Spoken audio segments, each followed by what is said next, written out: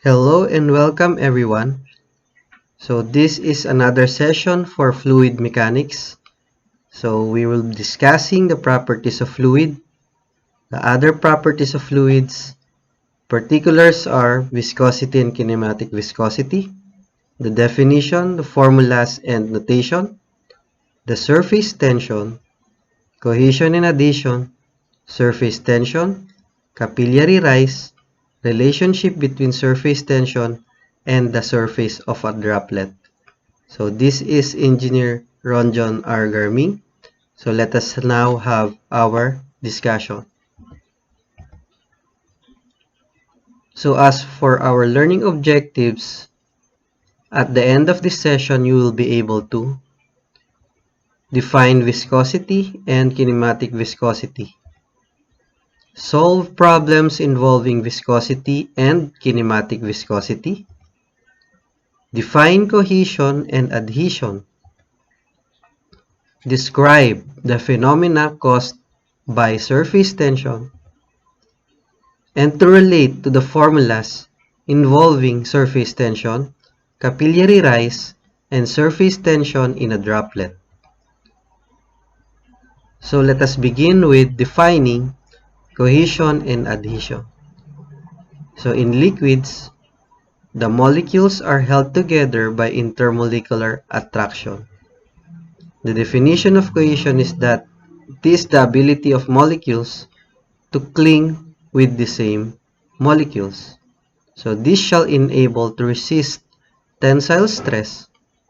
And for adhesion, it is the ability of the molecules to cling to another different molecules. In simpler terms, cohesion is the molecules are clinging to similar or the same molecules. And for adhesion, it is the ability of the molecules to cling to dissimilar or different molecules. So here we can see in the figure that cohesion has similar molecules, and for adhesion it is the ability to cling with another different molecules. So as a simple example, water sticks to the end of pine needles. So this is an example of adhesion because the water droplets here, you can see that it has to cling with another material, which is the pine needles. And with this property of cohesion, it makes a water drop a drop. In soils, with the right amount of moisture, soil can be said to be cohesive soils.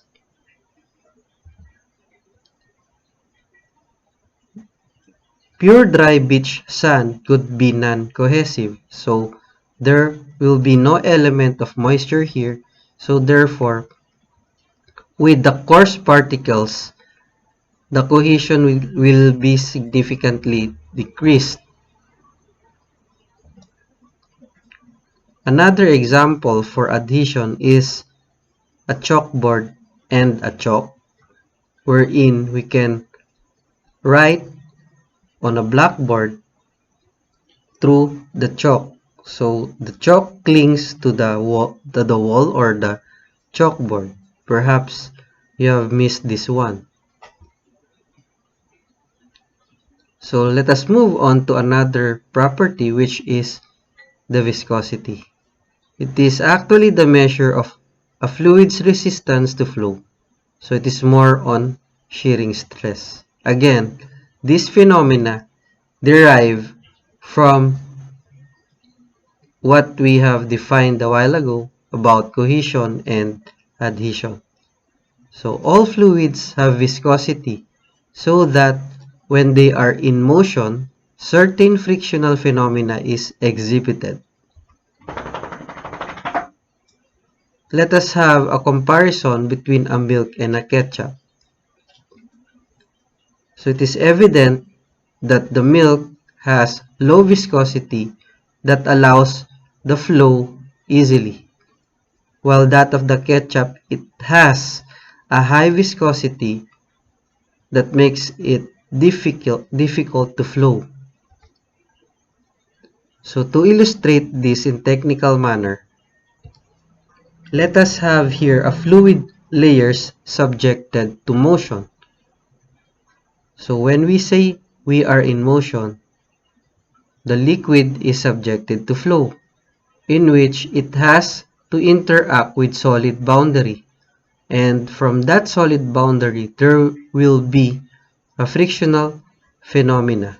So therefore, the velocity could be impeded on the solid boundary, on the interface between this liquid and the wall. Maybe the wall could be pipe or a concrete or any material that the liquid is subjected to flow. So on the diagram, as we have said, the velocity is impeded at the solid boundary.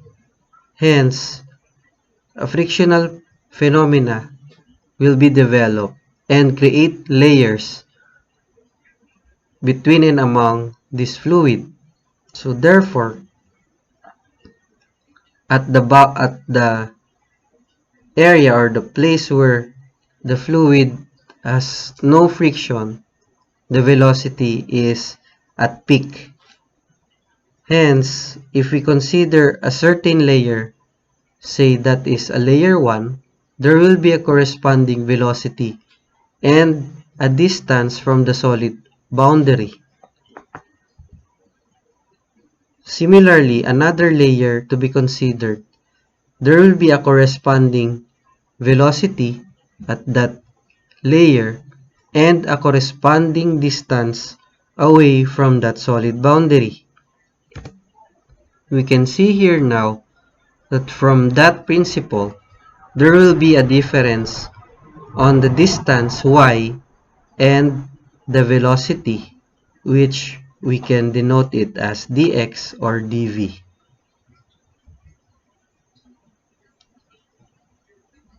Hence, we can formulate here a gradient dv all over dy, and that is called as the velocity gradient. Now, viscosity is integrated or incorporated to the shear stress. The relationship is that the shear stress is equal to K times the velocity gradient. K here is a constant depending on what is the liquid, and that is denoted by mu. So this mu is what we call coefficient of viscosity. Hence, we can simplify the formula of the shear stress. Shear stress is equal to mu times the velocity gradient, or the delta V with respect to the delta Y. Finally, solving for the viscosity, we have tau times dy all over dv. So tau here is the shear stress in Newton per square meter, that is in pascals, and dy is the change in y in meters, while the difference in velocity will be in terms of meter per seconds. And therefore, mu is equal to Pascal multiplied by the velocity gradient units, wherein meter per second will be divided by meter. Hence, we can come up with the unit of viscosity to be equal to Pascal seconds. We note here that there are effects of viscosity due to change in temperature. or increase in temperature. In gas, a certain increase in temperature would have an increase in viscosity, while in liquids, a certain increase in temperature would mean a decrease in viscosity. Now, there is such thing as kinematic viscosity. It is a measure of a fluid's internal resistance to flow under gravitational forces. It is determined by measuring the time in seconds required for a fixed volume of fluid to flow a known distance where gravity through a capillary within a calibrated viscometer at a closely controlled temperature. So this procedure is actually uploaded in the video in your Google Classroom. The kinematic viscosity is denoted by nu or Nu, wherein nu is equal to the absolute viscosity divided by the density. Hence, substituting the units in SI, we can replace pascals in Newton per square meter, and then perform and manipulate the units. We can cancel some terms and come up with a unit for kinematic viscosity to be equal to square meter per second.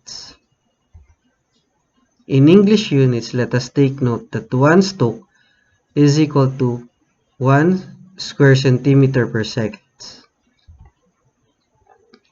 Considering this first example, let us have a fuel oil having a viscosity of 0.297 Pascal seconds flows through a circular pipe 15 cm in diameter at the center of the pipe.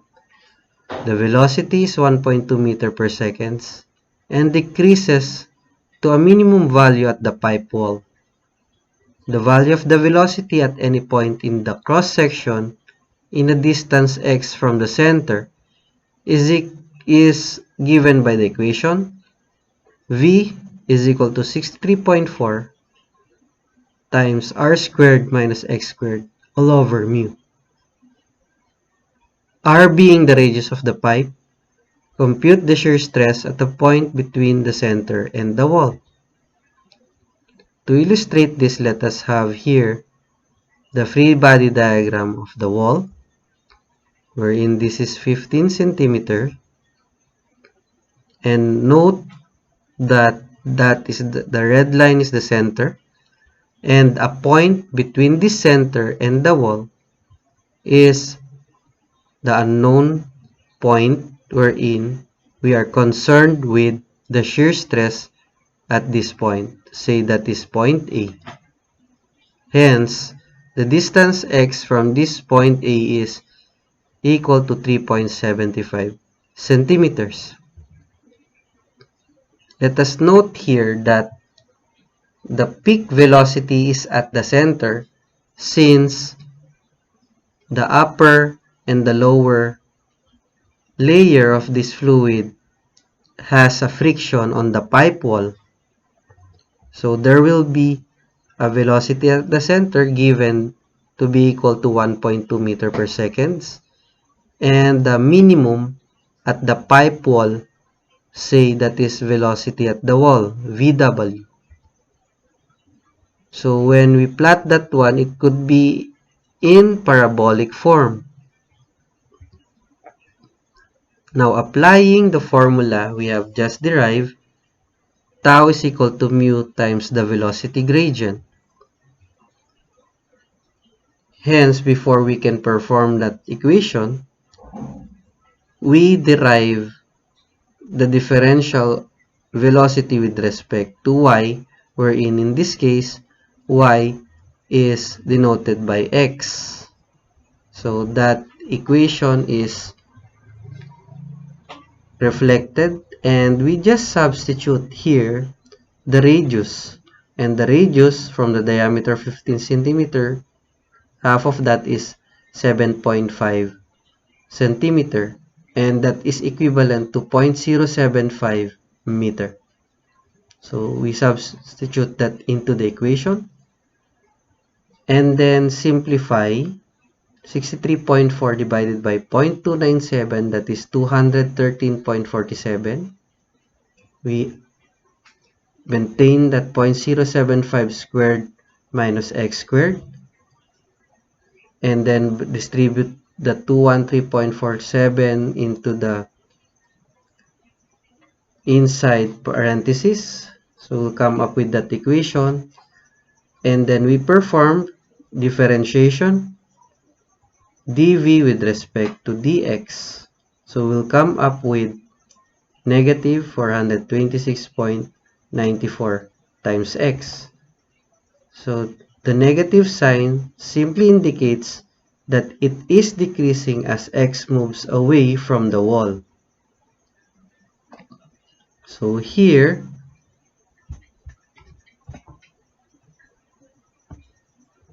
since we have derived dv over dx, we substitute that mu 0.297 and the derived dv over dx.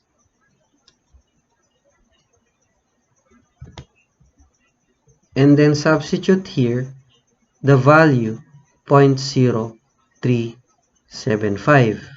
From that, we can now get the value of the unknown shear at that point to be equal to 4.76 Newton per square meter.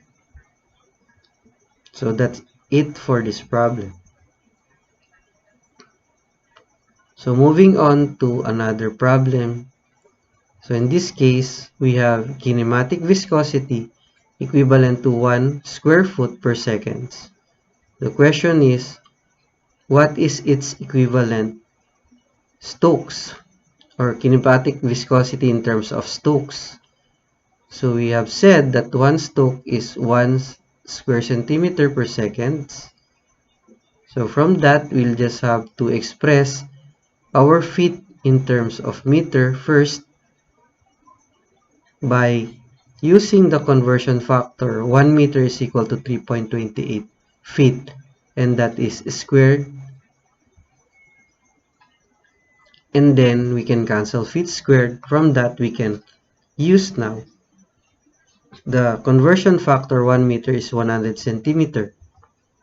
So distribute the exponent, and then eventually square meter will be cancelled, and that would lead us to the answer 929.5 Stokes.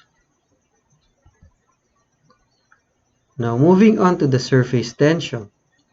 So it is defined that surface tension is a property of liquid and has a tendency to contract. Hence, liquid occupy the minimum surface area, and surface of liquid is under tension due to force attraction. Now, due to force of attraction of liquid molecules, the free surface of liquid behaves like elastic membrane or rubber sheet, and a particular kind of tension produces on the surface of liquid. This can be demonstrated by the examples, which we can understand the property of surface tension, like the small insects are easily walking on the surface of liquid. The small drop of water and mercury are in spherical shape, and then a painting brush dip into water and taking out their fibers comes very close together due to surface tension. And then a small needle easily floats on the surface of water due to surface tension. So these are the examples of surface tension in figures or photos. So let us note here that a certain increase in temperature would mean a decrease in surface tension. So let us have this as our liquid surface. So because of surface tension, this could be preferred to be an imaginary skin or film, wherein an immiscible fluid cannot be mixed and a blade won't sink. That is because there is a certain force on that film, that is what we call the surface tension, sigma, equivalent to the force all over the length. Hence, from that, the unit of that sigma will be in Newton per meter. So that surface tension will arise to another phenomena called capillary rise. So before we are going to define the capillary rise, let us define first the angle of contact. Now the angle of contact is because of the intermolecular attraction that was discussed before about the cohesion and adhesion.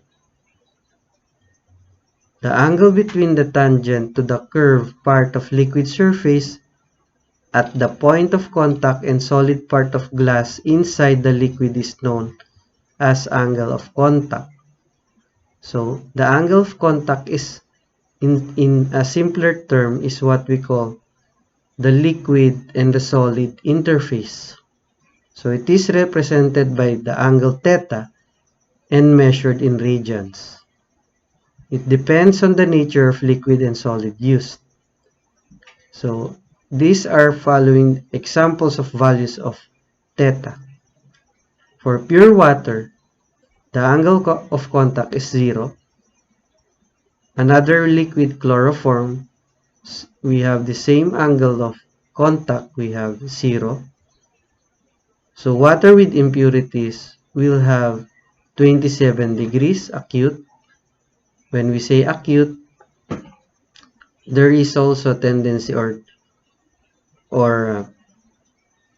the cohesion will prevail when we have acute angle of contact. While that of the mercury, it is beyond 90 degrees, so it will have an obtuse angle causing a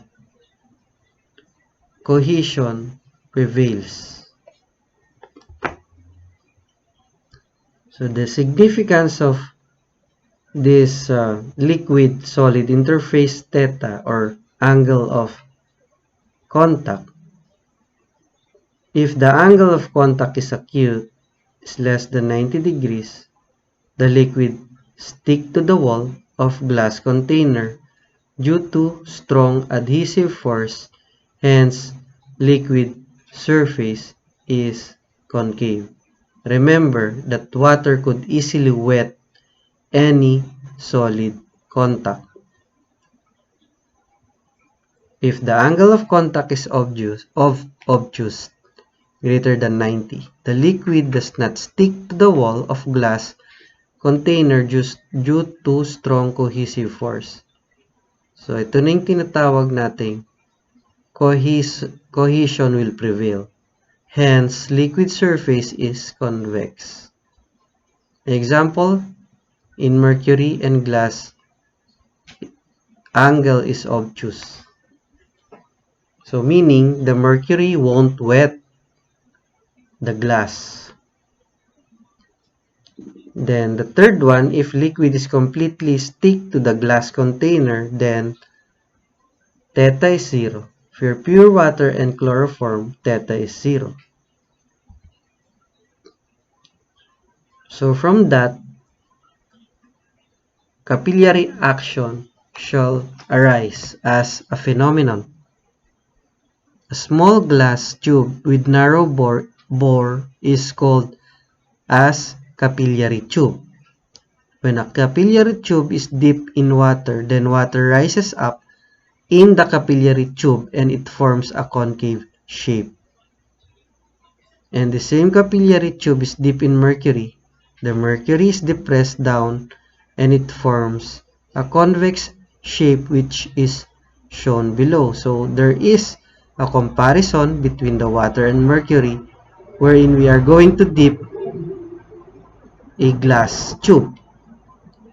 So we can see here that adhesion prevails because water would wet that glass tube, while on the right photo we have cohesion prevails wherein mercury won't wet the glass tube. So let us take a closer look on the diagram, wherein we can see here in the tube there will be a head inside the tube because of the surface tension. And that is because the lifting force, because of the presence of the surface tension sigma. And from that, a certain weight will be lifted inside the tube. And that weight is cylindrical form with a height h. And then by summation forces vertical is equal to 0. We can say that W is equal to the lifting force times cosine of theta. In here, we can say that W by property of fluid is equal to gamma times volume. And the lifting force shall be derived on the formula of the surface tension. That is the formula. We can recall that sigma is force per unit length. Hence, the force here is the lifting force LF all over L. And then from that, we can substitute W, wherein the volume is in cylindrical form. So W is gamma times volume. Hence, the volume shall be replaced by the base area of the cylinder pi r squared times h. On the right hand side of the equation, the length involved on the lifting force is actually the circumference in the tube of the tube, and that can be denoted by 2 pi r.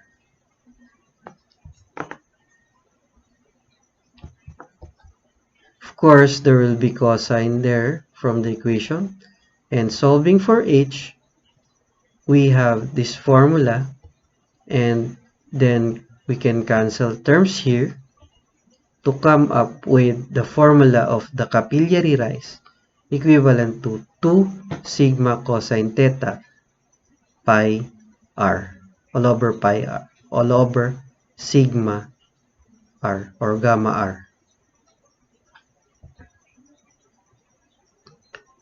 So another phenomena here, as illustrated a while ago, because of cohesion, we can have a water drop or a bubble. So this diagram shows the force diagram wherein it involves forces due to surface tension and forces due to inside air pressure. So in this slide, we can derive the relationship between surface tension and the surface in a droplet. So of course, there will be a contradicting force here to meet equilibrium, wherein the drop will have a surface tension on the surface and a force due to pressure inside this droplet. Now, the surface tension is equal to force per unit length, and from that the force is T on the diagram, and the length is the circumference denoted by pi d. The contradicting force is the force due to pressure, and the force due to pressure is expressed by pressure times area. Now, the area involved here is a circular one, equivalent to pi r squared, since we have here a spherical that is cut into the center.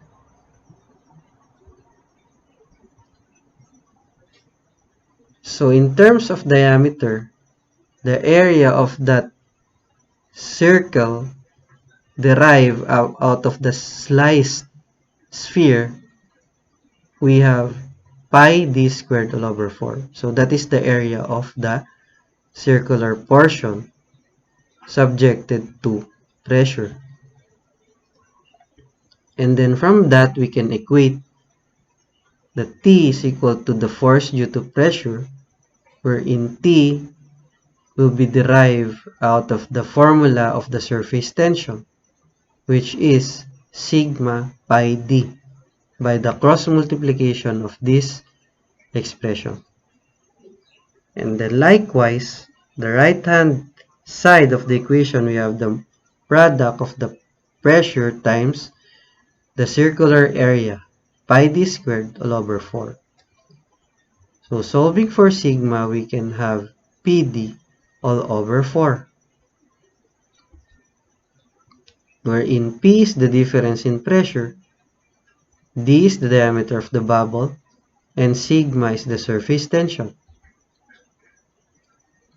For example, if a bubble is equivalent to an air-water interface with a surface tension of 0.005 pound per feet, what is the pressure difference between inside and the outside of a bubble of a diameter 0.003 inches?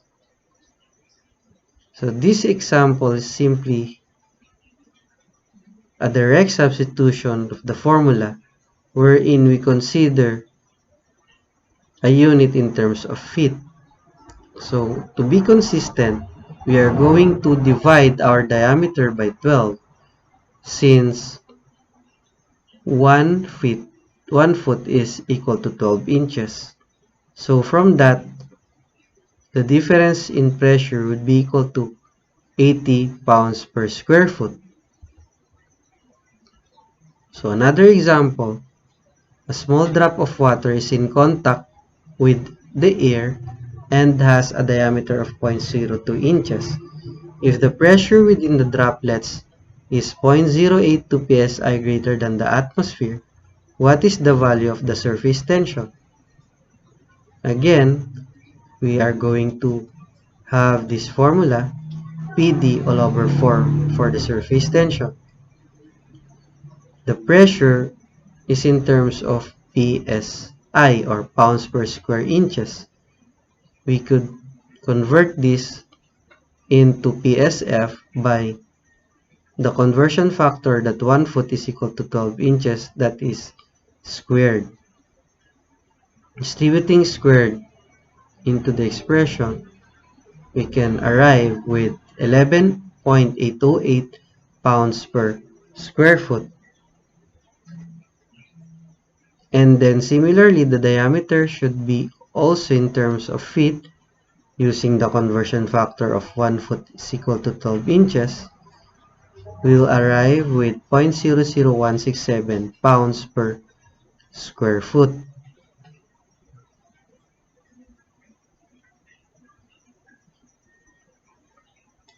I'm sorry. So this should be in terms of feet, 0.00167 feet.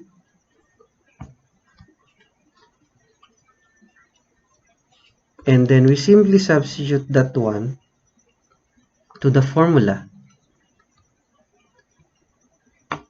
and come up with sigma is equal to 0.00492 pounds per feet. So for the capillary rise example, we have find the capillary rise in the tube for a water glass interface. Theta is equal to 0 degrees. If the tube radius is 1 mm, the temperature is 20 degrees Celsius. Surface tension of water is 0.0728 Newton per meter. Let us note that within the temperature of 20 degrees Celsius, gamma for water is equal to 9.781 kilonewton per cubic meter. And then we simply use the capillary rise formula equivalent to 2 sigma cosine theta all over gamma r. So we substitute the values. So sigma here is 0.0728, theta is 0 degrees, and then gamma should be in terms of Newton per cubic meter. So we have 9,781 multiplied by the tube radius of 0.001 meter. So with that, we can have the answer to be equal to 0.01488 meter, or that is equivalent to 14.88 millimeter. So that's it, class. Thank you for listening, and let us have more exercises in the next meeting and have more practice. Good day.